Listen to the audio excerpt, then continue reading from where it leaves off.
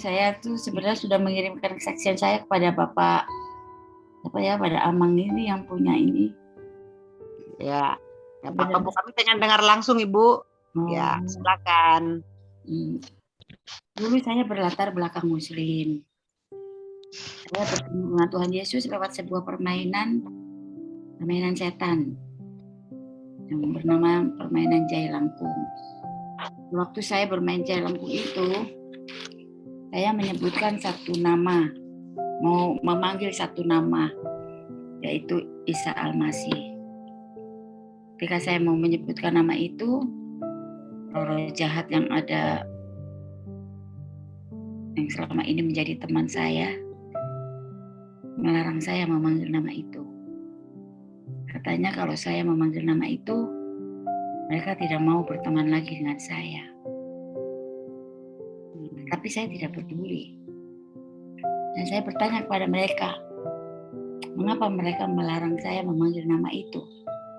Lalu mereka dengan kebodohannya menurut saya menjelaskan bahwa Isa Al-Masih itu Tuhan. Isa Al-Masih itu yang menciptakan seluruh dunia ini.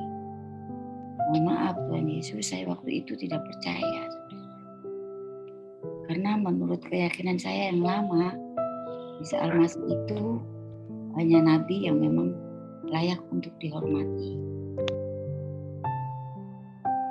Mereka terus keras menjelaskan bahwa Isa Al-Masih itu Tuhan. Saya panggil nama itu, saya panggil baru satu kali saya panggil, roh jahat yang ada di situ itu dia terbakar. Saya nggak tahu api dari mana. Saya nggak tahu kenapa api itu hanya membakar mereka, tidak membakar saya, tidak membakar rumah saya. Pada waktu main itu saya bersama anak-anak saya main di jalan. Singkat cerita, setelah mereka terbakar karena saya memanggil nama itu, saya tangannya bisa menulis sendiri tanpa saya bisa kendalikan.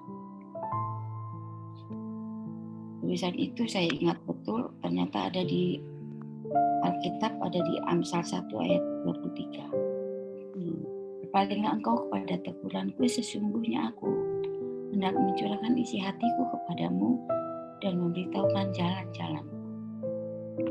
Saya tertegun, saya lepaskan itu. Kami berhenti main. Waktu kami berhenti main, karena kami mencium ada bau busuk yang sangat-sangat busuk di ruangan tempat kami, di rumah kami itu. Kami bergotong royong mencari sumber bau itu, mulai dari kolong bangku, dapur, kamar mandi, sampai tempat tidur, sampai ke langit-langit. Kami cari sumber bau itu, tidak ketemu. Karena capek nggak menemukan itu, saya juga masih terngiang-ngiang. Kenapa saya nulis itu ya? Kenapa saya nulis itu? Kenapa saya nggak bisa mengendalikan tangan saya sehingga bisa menghasilkan tulisan itu? Dan saya bersama anak-anak duduk di teras depan rumah. Di situ ada satu bola api seperti ini. Di dalamnya ada ulat. Ulat itu seperti ulat sagu, cuma agak lebih panjang dan bertaring.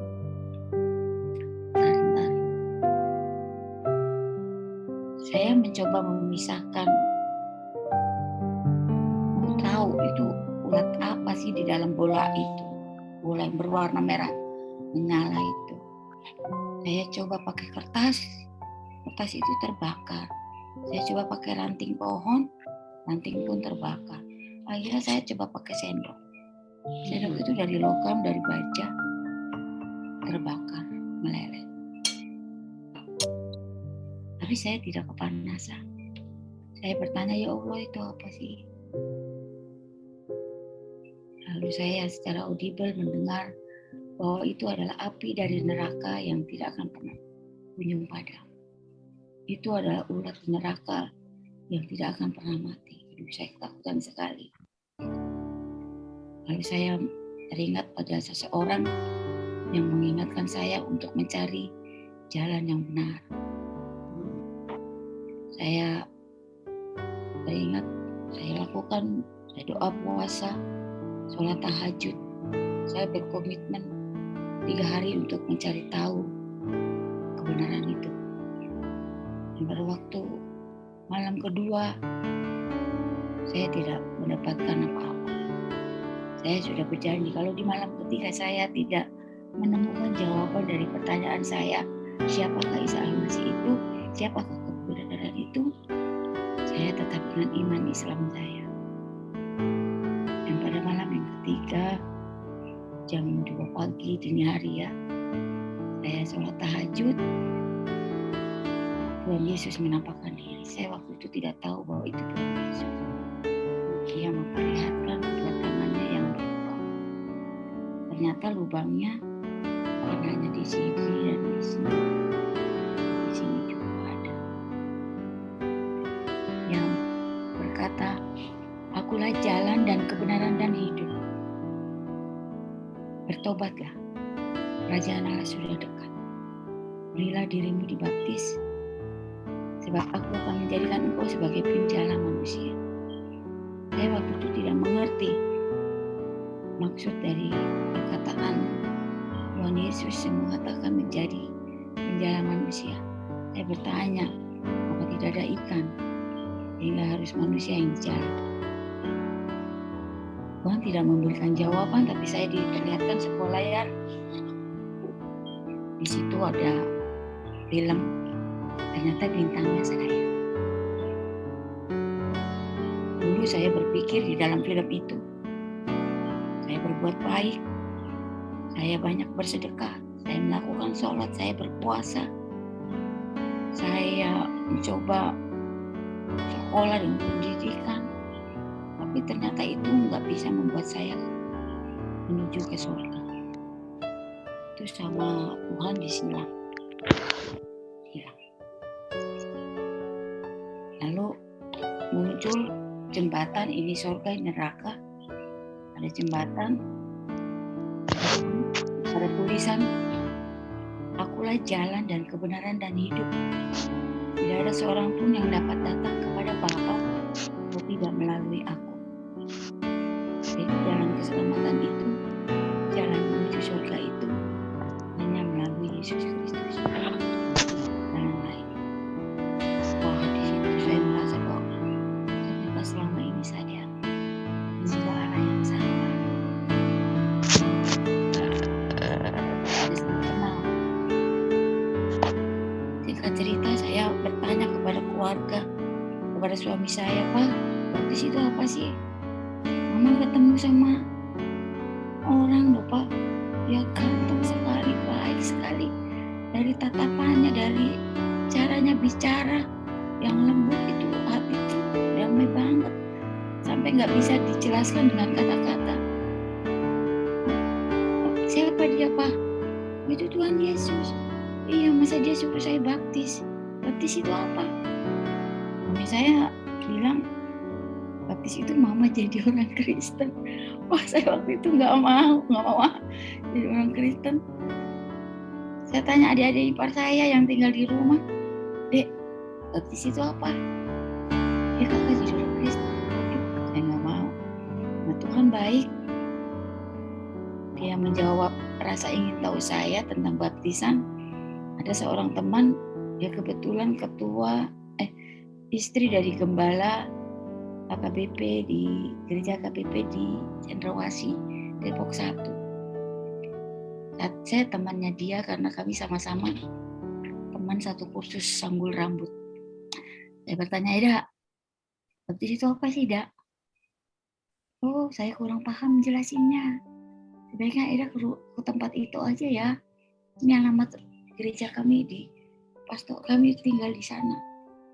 Saya pergi ke ke gereja itu. Di situ para majelis sedang rapat. Saya mengutarakan isi hati saya untuk memberi diri dibaptis. Mereka tanya saya dari gereja mana, latar belakangnya seperti apa.